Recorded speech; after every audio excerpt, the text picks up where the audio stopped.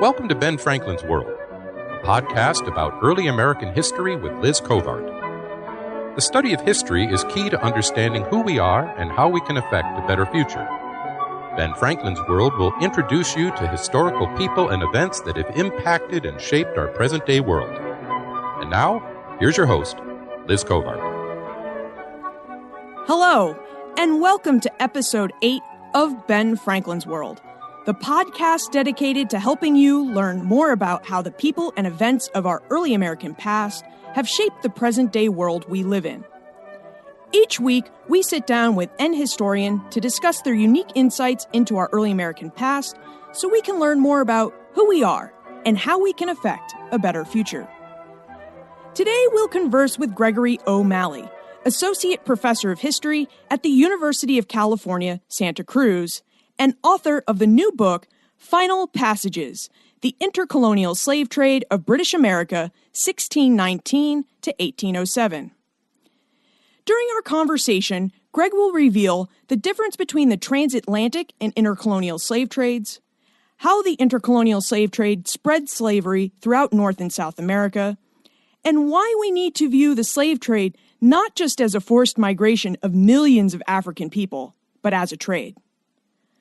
But first, I am pleased to announce that we are now on iTunes. This means you can subscribe to Ben Franklin's World using the largest podcast directory. To find us, either search for Ben Franklin's World in iTunes or visit benfranklinsworld.com/iTunes. That link will take you directly to our iTunes listing. Okay, enough for our exciting announcements. Let's get to our conversation with Greg O'Malley. With tidings and wisdom to share about our early American past, here is this week's special guest. Joining us today is Gregory E. O'Malley, an Associate Professor of History at the University of California, Santa Cruz. His research interests include colonial British America, the Atlantic world, and the slave trade. Greg is the author of the prize-winning article, Beyond the Middle Passage, Slave Migration from the Caribbean to North America, 1619 to 1807, which was published by the William and Mary Quarterly in 2009, and the new book, Final Passages, The Intercolonial Slave Trade of British America, 1619 to 1807. Welcome to Ben Franklin's World, Greg. Thank you. Thanks for having me. So today we are going to talk about the intercolonial slave trade and your new book. But before we get to business, can you tell us a bit about yourself? Like, how did you become interested in early American history and the history of the slave trade in particular? Like a lot of people, I think my interest in history was sparked by some great teachers that I had along the way, especially a couple in high school, Mr. Perini and Mr. Lockerbie, who really sort of switched me on to history. And then I think my interest in early American history in some ways was just an accident of going to college in Boston. And I knew I wanted to study history, but didn't have a strong interest in any particular period. But arriving there, that just seemed like the field of history to go into was early American. And Jill Lepore was still at Boston University at that time, and the opportunity to work with her was a big part of it as well. Diversity and the ways in which Americans have struggled with being a diverse society has always been a theme that has really interested me. So I think that was part of what drew me to slavery. If I was doing early American history, those struggles in America of how to deal with slavery and its legacy has always been just something I found very compelling. And I can certainly relate to the effect Boston has on one's desire to study early American history. My parents used to march my brother and I along the Freedom Trail every year as kids. So that's what I blame for my interest in early American history. Yeah, I grew up on the West Coast, so for me it was really an eye-opening thing to move to the Northeast and be living in a place with a different kind of where history just felt alive all around you. That was something that really got me excited. And you have some really great history on the West Coast, because I did my grad work at UC Davis, and I was shocked when they did not begin the traditional narrative of early American history with Jamestown. They went all the way back to Spanish America. That's great. So that's a great way to organize it and challenge the common narrative. So Greg's new book, Final Passages, investigates the intercolonial slave trade, or the trade in slaves that occurred after the famed or infamous Middle Passage. Before we discuss the intercolonial trade, I wonder if Greg would provide us with an overview of how the transatlantic slave trade worked. How did slaves become slaves? What was the Middle Passage like? And how did slaves experience it? Well, it's a big question. There's a lot of ways to look at that issue, but one of the key things I think to understanding how the transatlantic slave trade worked is to keep in mind that while we tend to think about the slave trade as a forced migration, and so in some ways we want to study it as parallel to other kinds of migrations. One of the keys for understanding how it actually worked is reckoning with the ugly fact that it was operated as a trade, that people were being bought and sold, and the people making the decisions about the itineraries of the travelers were merchants, and they were making their decisions based on what would be most profitable for their trade. So you had European traders venturing to the African coast, and where they were buying slaves from African traders who were selling other Africans, and then shipping them to the New World, where they would sell those slaves, and they would choose their destinations based on what seemed most profitable, rather than necessarily where the labor needs of individual colonies were greatest or things like that. They had their own bottom line in mind. So the Middle Passage is that phase of the slave trade that carried people across the Atlantic Ocean. And the name for Middle Passage comes from the fact that for these traders, they were engaging in what was usually a three-part journey. They would sail from Europe to Africa, or sometimes from North America to Africa, with various trade goods that they would sell in Africa in exchange for enslaved people.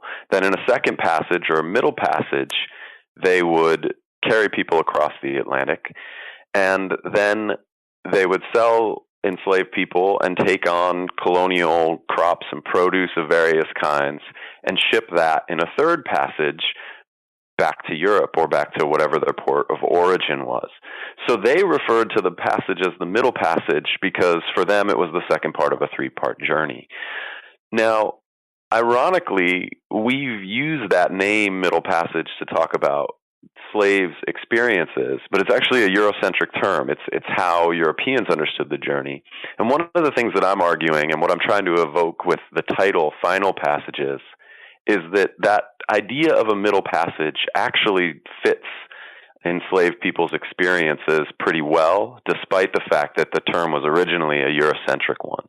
And I say that because most slaves fell into slavery in Africa through wars, through raids for kidnapping by other African traders, and they often experienced pretty extensive journeys within Africa just to get to the Atlantic coast, where they were purchased by European slave traders.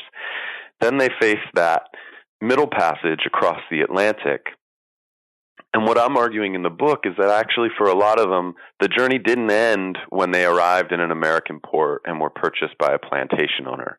A lot of the people at those sales were other merchants. They were merchants trading from one colony to another, and so they were buying enslaved people only to put them on yet another ship for another passage that extended people's journeys to American slavery. So that's the how I understand the slave trade working in a nutshell, and I'm happy to clarify any of that if there's more I need to explain. So that last part of their journey, once they'd arrived in the Caribbean, was the intercolonial slave trade, or is that something different? Yeah, that's the intercolonial slave trade. That last passage. So the way I define it is any subsequent journey after the Atlantic crossing from Africa to anywhere in the Americas. If they embarked on yet another journey from one American location to another, I consider that the intercolonial slave trade, or the final passage, as I phrase it in the book's title. And how far did that intercolonial slave trade extend? Is it just going to British North America? Or is it going elsewhere? It's going in all different directions, and sometimes it could be over fairly short distances, but other times the voyages could be surprisingly long. So, in the book, I'm focusing on enslaved people who arrived in British American ports, but trying to follow them wherever they went after that. And some of them, that's voyages within the British Empire. So it might be from a British Caribbean colony to the British North American mainland, or it might even be from a North American port on an extended journey into the continental interior as settlements started pushing into the backcountry. But actually, a larger number of people caught up in this intercolonial slave trade were leaving the British Empire. They were arriving in a British American colony, typically in the Caribbean, and they were being transported from there, often illegally, sometimes legally, into either French colonies or Spanish colonies. And some of those journeys could be remarkably extensive. There were a lot of people who would arrive in some place like Jamaica, board another ship that would take them to a port in Spanish America, maybe in Panama, maybe in what's now Colombia, at Cartagena. And from there, they would face an extensive journey within Spanish America, sometimes to places as far away as like Peru. So it could be thousands of miles. It could be a longer journey than the journey across the Atlantic was. And this was one of the intriguing things I found about your book, one of the many intriguing things. But one of the arguments that Greg makes in Final's passages is that the intercolonial slave trade opened a freer trade between the British, Spanish, and French colonies in North and South America. Greg, can you tell us about the 17th and 18th century Atlantic world and economy, and what about it prevented the different colonies from freely trading with each other? Well, that's a great question. One of the things to understand is that these empires in the Atlantic world tended to think about trade policy based on different philosophies than the reigning economic theories of today, one of the important ones being mercantilism.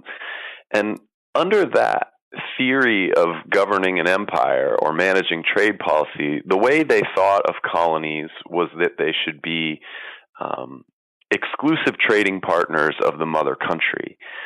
So they wanted these colonies to supply raw materials, bring certain kinds of natural resources into the economy of the mother country, and to serve as markets for any kinds of manufactured or finished goods produced in the mother country. So they were these sort of captive markets and exclusive sites for acquiring resources. So what that meant was that most of these empires adopted trade policies that were designed to severely limit the amount of trade that their colonies had with foreign powers.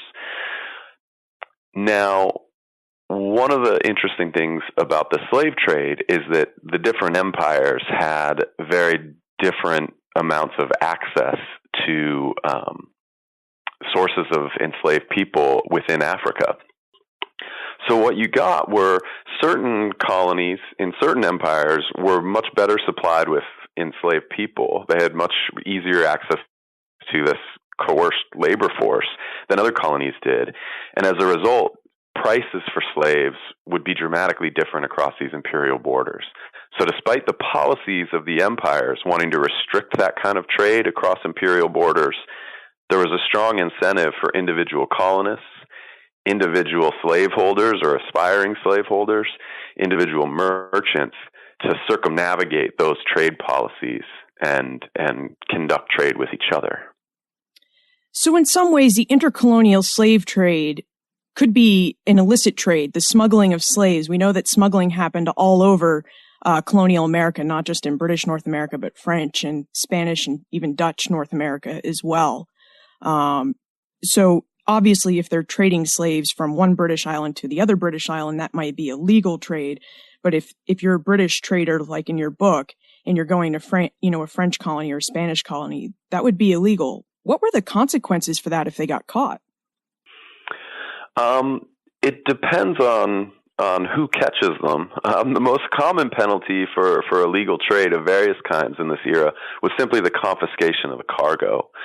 And so that's one of the big reasons why these trades usually, I argue, why most of the illegal trade across these imperial boundaries was conducted as an intercolonial trade rather than, say, British merchants going directly from Africa to a French colony in the Caribbean, for example.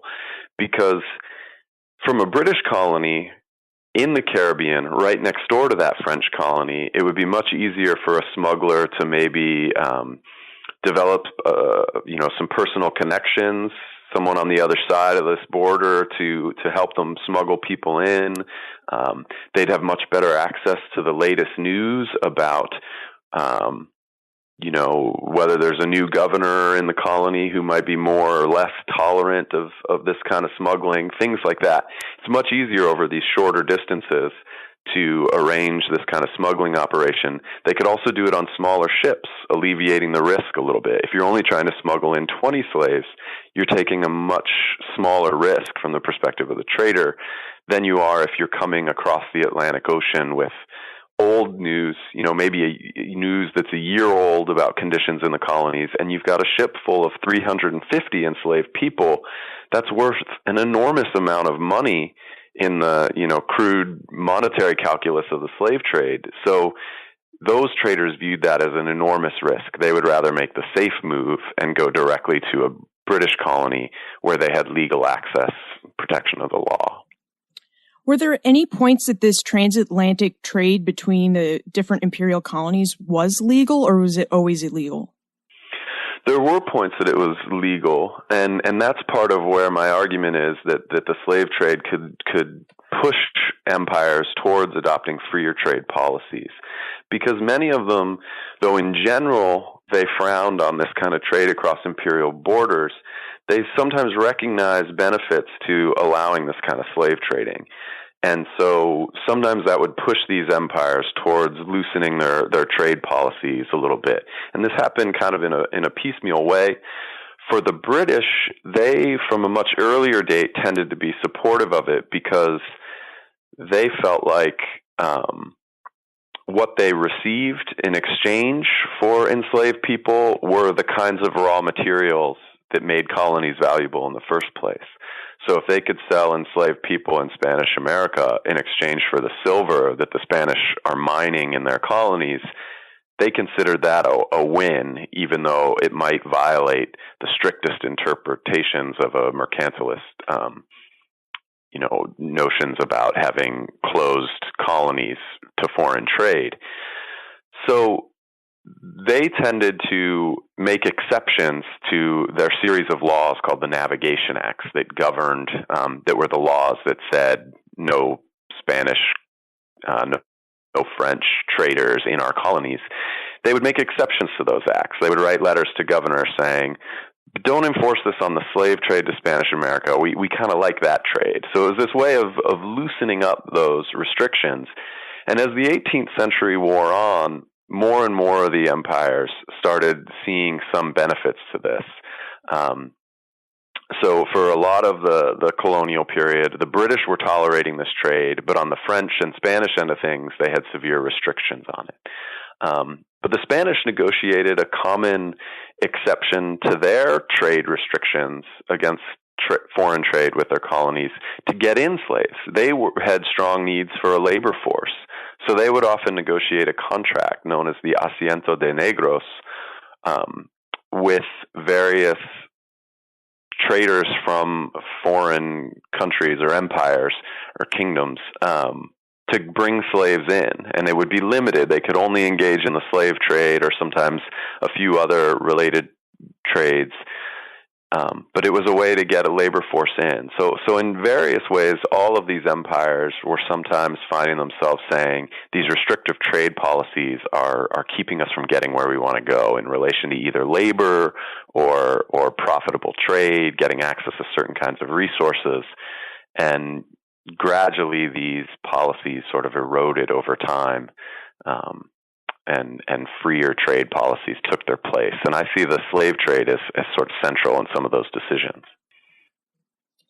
Now, one of the other aspects that I found very interesting about your book was that the transatlantic slave trade, or not the transatlantic trade, but the intercolonial trade, more so than the transatlantic trade, expanded slavery into mainland British North America, which were the 13 colonies that became the 13 states.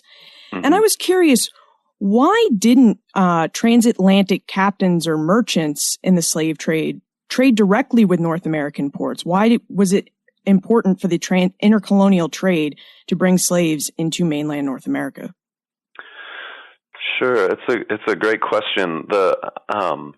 One of the key things to understanding the dynamics of the transatlantic slave trade within the British Empire is that the real driver of this system were the sugar plantations of the Caribbean, not what was going on in British North America.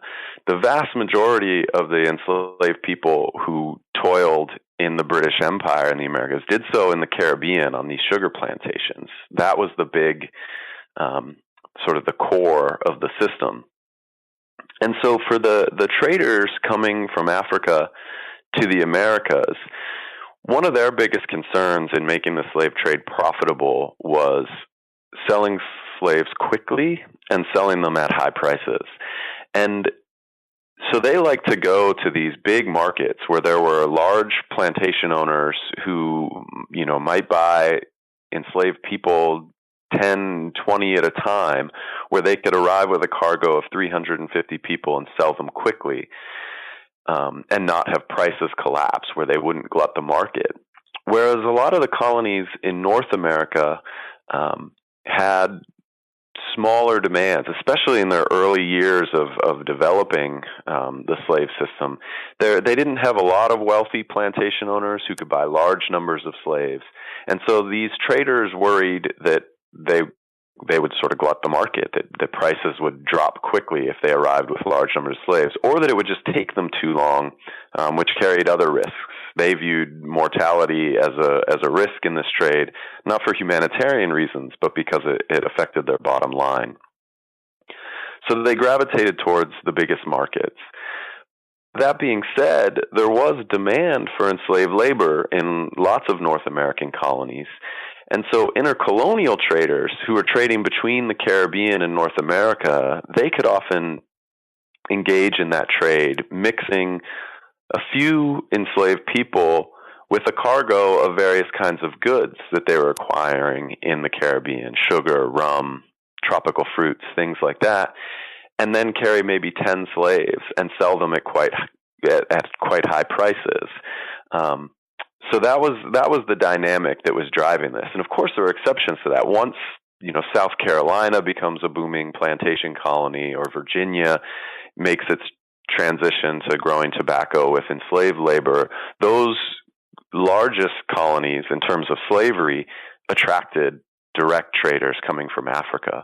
But lots of the smaller colonies, in terms of their commitment to slavery, and even South Carolina and Virginia in their early years of getting established with the institution, they tended to look more to this indirect trade from the Caribbean that brought smaller numbers of people at a time. Interesting. Another wonderful thing that you do in your book is you really try to humanize the slaves' experience, which is difficult because they didn't leave a lot of records behind. Many of them couldn't write or, speak English. Could you tell us about the slaves' experience in the intercolonial slave trade? How were they treated? Did they face any dangers that they wouldn't have faced on the Middle Passage in this intercolonial trade? And how long did it take them to get to their final destinations? Sure. I think the key thing to remember for understanding the experiences of captives in this intercolonial trade is that for most of them, the interval was quite short between their transatlantic journey and their intercolonial journey. And we know from lots of wonderful research that's been done on the transatlantic portion of the slave trade that this was a debilitating experience. Mortality was frightening on these journeys, but even those who didn't succumb to diseases, didn't die from them, often suffered them and recovered, or were still in the process of recovering from them when they boarded an intercolonial slave trading vessel. So one of the things that means is that this voyage was dangerous and deadly for many. You've got people often carrying communicable diseases, still suffering from effects of diseases, or just from effects of things like dehydration and malnutrition. They're already suffering these things at the start of this journey. So one of the scary things about this intercolonial trade is that if you look at mortality rates, people actually died at even higher rates or faster rates than they did on the transatlantic voyage. So that's one thing that they were in danger of. Another thing is that in the way that the slave trade delivered people to the Atlantic coast within Africa, because people were often taken captive in things like wars or raids on a village, you often got people coming to the coast from the same region. Several members of the same community might be enslaved at the same point and be carried by traders, African traders, to the coast as a group. So they might then be purchased by the same European trader, put aboard the same transatlantic vessel, and arrive together in the Americas. One of the things about the final passage, or this intercolonial trade, is that it tended to disperse people. The intercolonial traders didn't tend to buy all 300 people disembarking from a voyage that had crossed the Atlantic. They might only buy 10 of those people, which might mean that brothers and sisters who had survived the transatlantic slave trade together were bought by different people in the Americas and put on different vessels for the final passage. People who, shared language or kinship were often separated. So that was another real danger that this dispersal trade, this intercolonial trade, confronted people with. It's hard not to feel sympathy for these people. I know we're not supposed to cast judgments about history and events of the past as historians, but it's pretty difficult not to get, emotional about it. Were there certain types of slaves that were more likely to participate in the intercolonial slave trade? Were these intercolonial traders looking for particular kinds of slaves, women, children, men, young slaves, old slaves? They were, and for different merchants, depending on their needs, who they were looking for was different.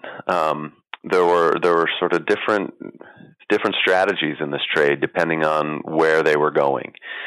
So, just to give two examples to show the contrast, a intercolonial trader who was buying enslaved people in, say, the Barbados, and planning to send those people to South Carolina in the 18th century, that trader knew that they would be competing in South Carolina with vessels arriving directly from Africa. And so their strategy would be to sort of be selective, pick and choose maybe what from their perspective were the best slaves out of this vessel that had arrived from Africa. So they tended to skew more towards healthy young adults.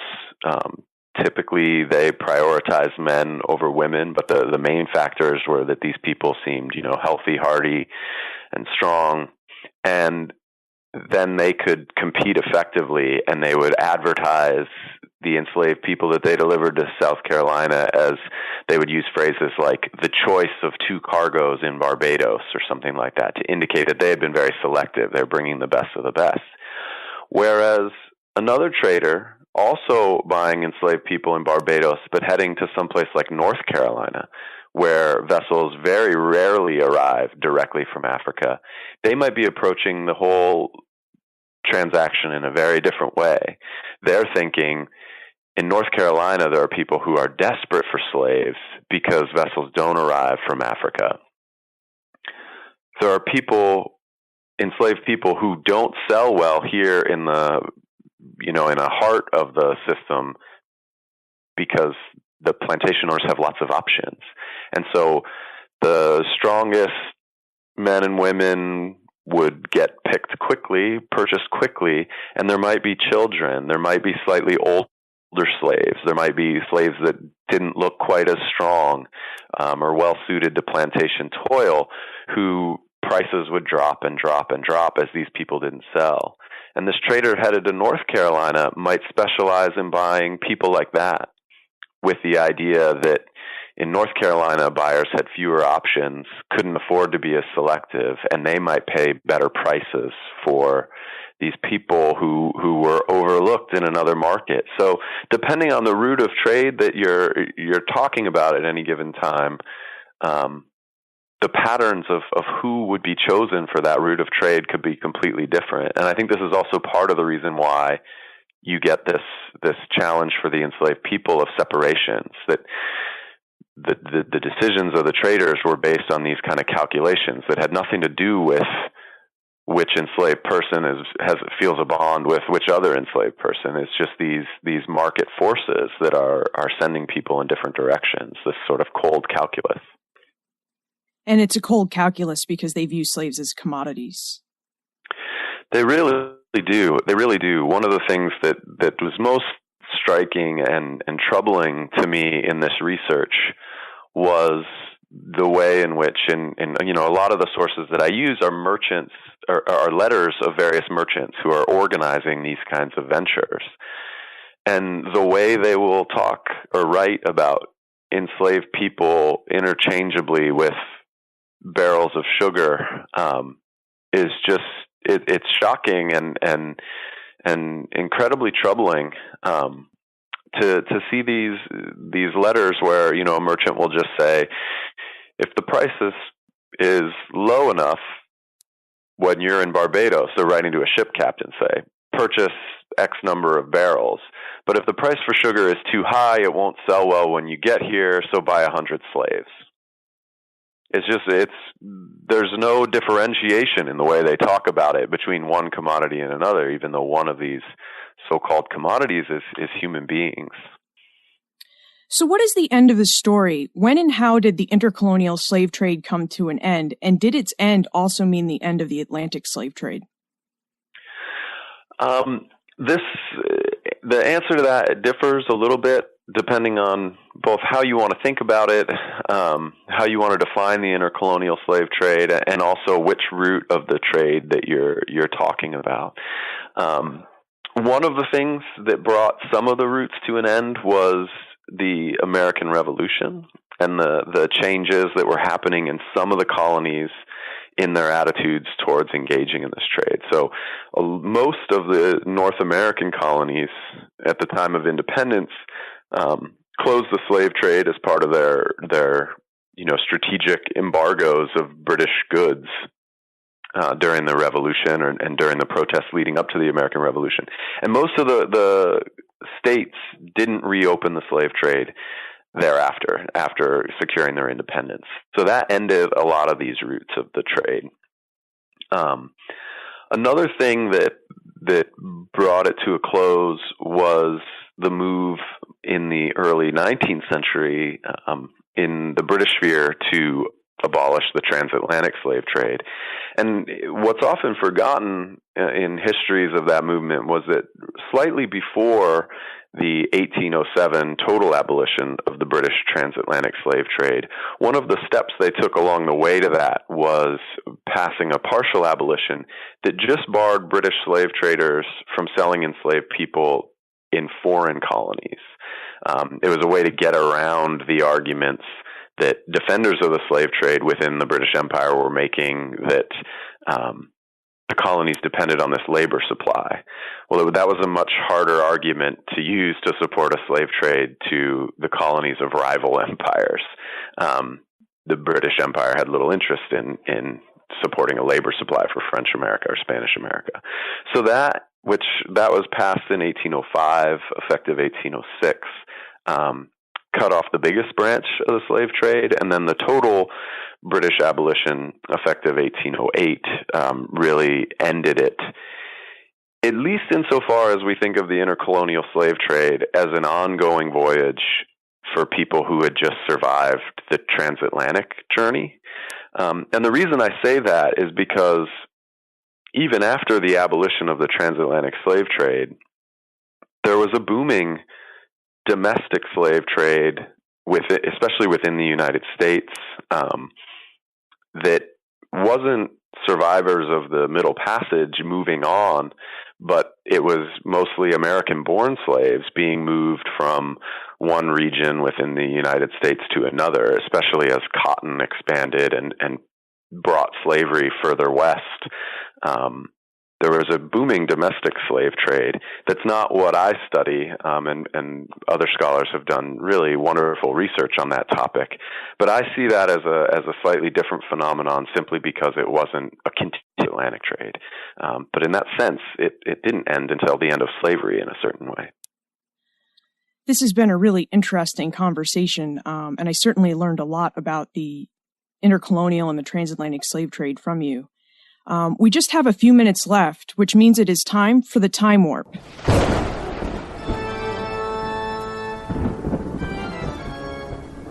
The time warp. Historians can't predict the future, but they can speculate about what might have been.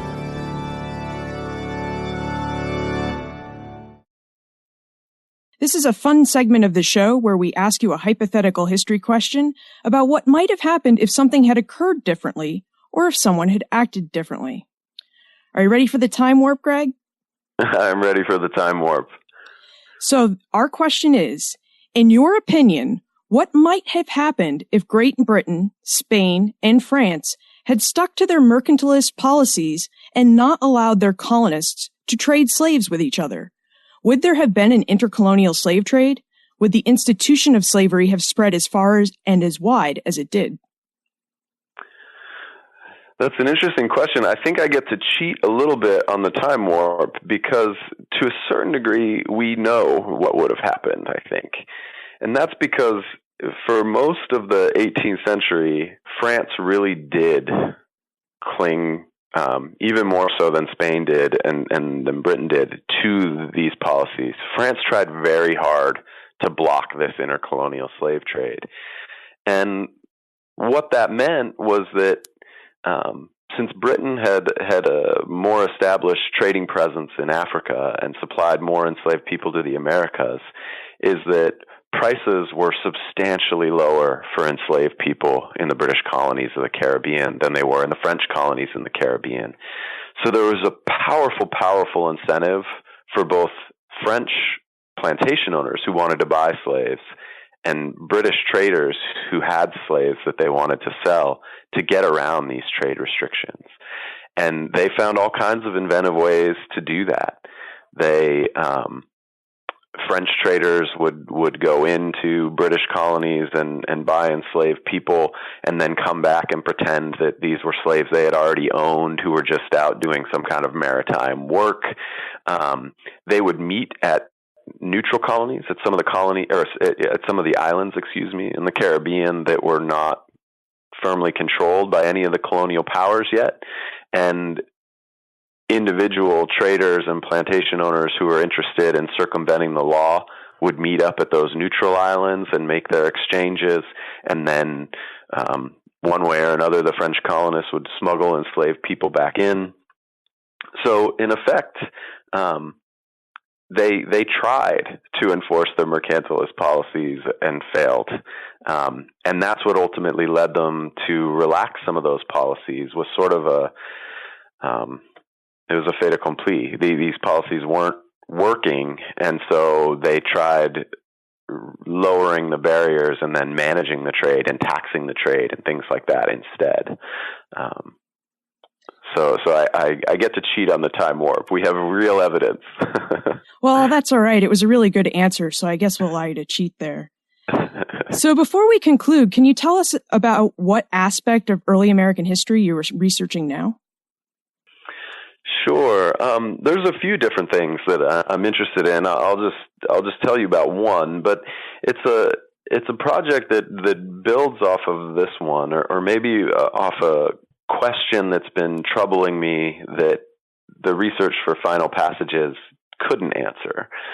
Because one of the things that I've always been interested in the history of slavery in the Americas is that we know that the fairly small number of enslaved people who were delivered to North America, that population grows dramatically over the centuries and decades of slavery. until we have this huge number of enslaved people in the United States by the eve of the Civil War. Whereas in the Caribbean, there's a very different experience, which is that the population of enslaved people needs to be continually replenished by the slave trade because there's not enough just demographic growth, reproduction, and healthy child rearing. So this has always been seen as a stark contrast between historians. And I had originally hoped that my research on the intercolonial slave trade might go some way to explaining that difference, that actually the demographic performance of these two populations wasn't that different.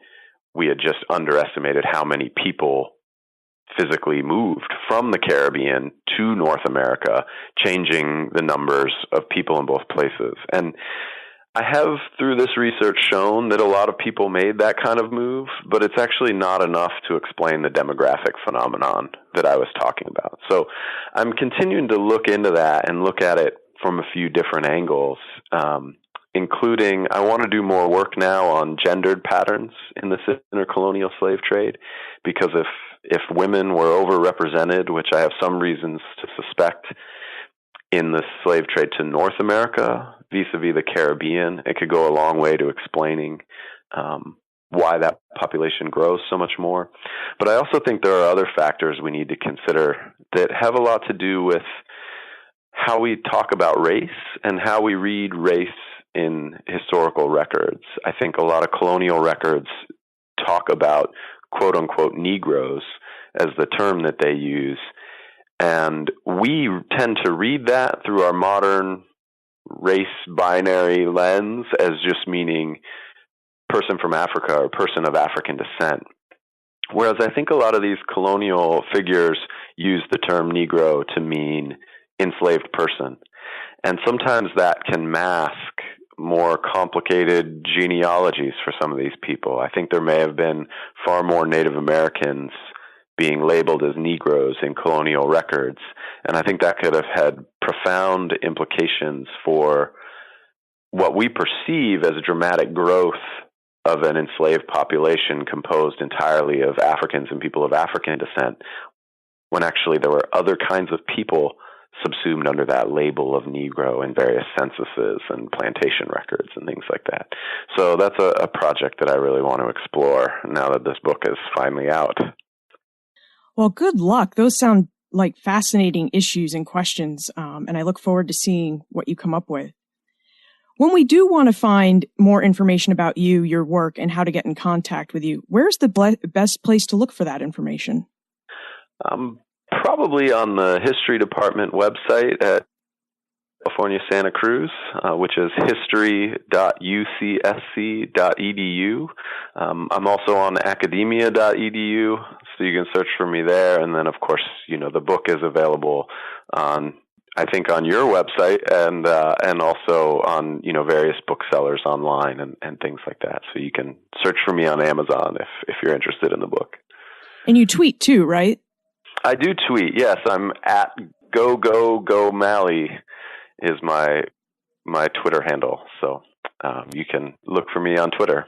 And I'll include links to all of that on the show notes page of this episode.